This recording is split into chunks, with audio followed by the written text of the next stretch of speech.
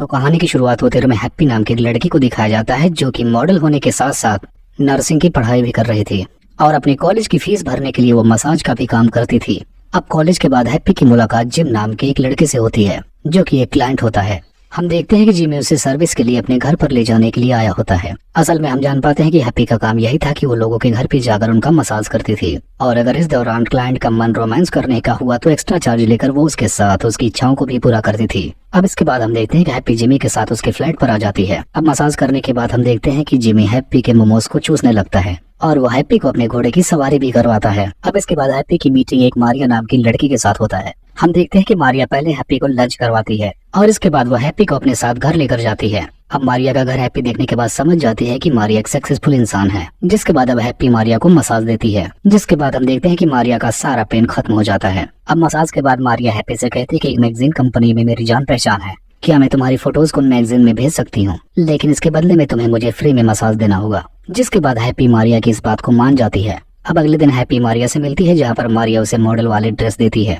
और यहीं पर हैप्पी लियो से मिलती है। लियो हम जान पाते हैं कि एक फोटोग्राफर है जो इसके बाद हैप्पी की फोटोज को लेता है और फोटोशूट के दौरान ये दोनों एक दूसरे की तरफ अट्रैक्ट हो जाते हैं। अब अपनी फोटो शूट करवाने के बाद हैप्पी वहाँ से चली जाती है। अब हैप्पी के जाते ही मारिया और लियो दोनों एक दूसरे पर टूट पड़ते हैं और लियो मारिया के खेत में जमकर अपना हल चलाता है। अब अगले सुबह हम मारिया को जिम में देखते हैं। वहाँ पर वो अपनी एक फ्रेंड से मिलती है। वो मारिया को किसी प्रोड्यूसर से मिलवाने के लिए कहता है। दूसरी तरफ हम लियो को देखते हैं जो हैप्पी को कॉल करके उसे अपने घर पर बुलाता है। वो उसे बताता है कि तुम्हारी फोटोज प्रिंट होकर आ चुकी है और तुम इसे आकर ले जाओ। जिसके बाद हैप्पी लियो के पास पहुंच जाती है। यहाँ पर वो अपनी तस्वीरें देखने के बाद हैरान रह जाती है। इसी दौरान लियो हैप्पी से फ्लर्ट करते हुए इसके करीब आने की कोशिश करने लगता है। पहले तो हैप्पी लियो को मना कर देती है, ये कहते हुए कि मारिया तुम्हें पसंद करती है, इसी वजह से मैं तुम्हारे साथ ये सब कुछ नहीं कर सकती। लेकिन यहाँ पर लियो हैप्पी को कहता है कि मैं तुम्हें पसंद करता हूँ और अगर तुम्हें नहीं पसंद तो तुम यहाँ से जा सकती हो। अब उसके मुंह से इतना सुनते ही हैप्पी अपने मोमोज को खोल कर लियो के मुंह में डाल देती है। अब यहाँ पर लियो पोजीशन बदल बदल कर हैप्पी के साथ रोमांस करता है।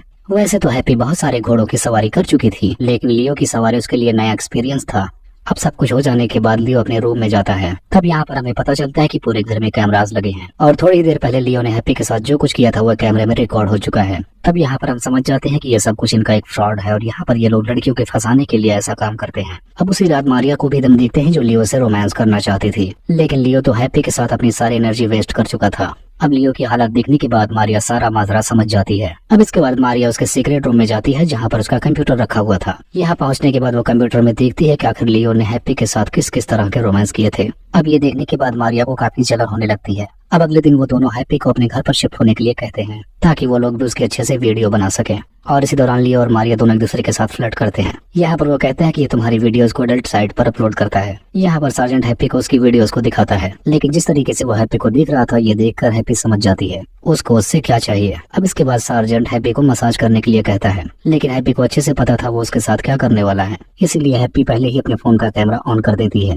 अब इसके बाद सार्जेंट भी हैप्पी के खेत में अपनी खुदाई करता है, लेकिन ये सब कुछ हैप्पी के फोन में रिकॉर्ड हो रहा था। अब अपना काम खत्म करने के बाद हैप्पी वहाँ से निकल जाती है, जिसके बाद वो सार्जेंट को उसका ही वीडियो भेजकर उसे धमकी देने की कोशिश करती है। यहाँ पर हैप्पी उससे कहती है कि अगर तुमने मुझे दोबारा से फोन करके मिलने को फोर्स किया तो मैं ये वीडियो पुलिस को दे दूंगी। जिसके बाद हम देखते हैं कि मारिया और लियो दोनों वापस अपने घर पर आ जाते हैं और कुछ जरूरी सामान लेकर वहाँ से निकल जाते हैं। अब कुछ महीने अंडरग्राउंड रहने के बाद मारिया वापस से अपने काम पर लग जाती है, लेकिन इस बार हैप्पी खुद उनके पीछे पड़कर उनकी जासूसी कर रही थी। जिसके बाद हैप्पी लियो से मिलती है और वह इनसे ऐसे बिहेव करती है कि जैसे कुछ हुआ ही नहीं था। जिसके बाद हैप्पी सार्जेंट से भी मिलती है और उसे अपना सारा प्लान समझाती है। सार्जेंट भी अब उन दोनों की जासूसी करने में लगा था। अब यहाँ पर हैप्पी और सार्जेंट दोनों एक डील करते हैं, अगर उन दोनों ने लियो और मारिया को पकड़ लिया तो सार्जेंट केस से हैप्पी का नाम हटा देगा और बदले में हैप्पी उसकी वीडियो को डिलीट कर देगी। अब इसके बाद हम हैप्पी को उसके रूममेट लिली के साथ देखते हैं, जहाँ पर दोनों मिलकर एक प्लान बनाते हैं। यहाँ पर उनको एक कैमरा वाली पेन दिखाती है जिसमें वो लियो और मारिया के हो रहे कांडों को वीडियो रिकॉर्ड करेगी। इस काम में सार्जेंट भी उनकी हेल्प करने वाला था। अब इसके बाद लिली वीडियो बनाकर सार्जेंट और हैप्पी को दे देती है, लेकिन हैप्पी वो वीडियो मारिया और लियो को दिखा देती है और उनसे कहती है कि अगर तुम्हें बचना है तो तुम्हें मेरे हिसाब से चलना होगा। जिसके बाद हैप्पी अब उन दोनों को गन पॉइंट पर लेकर एक सुनसान जगह पर लेकर जाती है।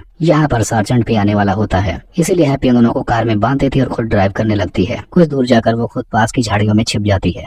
थोड़ी देर बाद सार्जेंट भी वहाँ पर पहुँच जाता है और उन दोनों को गाड़ी से निकालकर अपने साथ चलने को कहने लगता है, लेकिन इसी दौरान लियो सार्जेंट पर हमला कर देता है और इस तरह से इन दोनों के बीच फाइट शुरू हो जाती है। इसी का फायदा उठाकर मारिया दोनों को शूट कर देती है और गन को सार्जेंट के हाथ में रख देती है, लेकिन सार्जेंट अभी तक जिंदा था और इस तरह से वो मारिया को भी शूट कर देता है। अब इन तीनों के मर जाने के बाद हैप्पी वहाँ पर आती है और ऐसा सेटअप बनाती है जिसे देखने के बाद लगता है कि इन तीनों ने एक दूसरे को शूट कर लिया हो। अब इसके बाद हम हैप्पी को एक आदमी के साथ देखते हैं। वो आदमी हैप्पी को मसाज के लिए अपने घर पर ले जा रहा था और इसी को दिखाते हुए इस कहानी का यहीं पर एंड हो जाता है।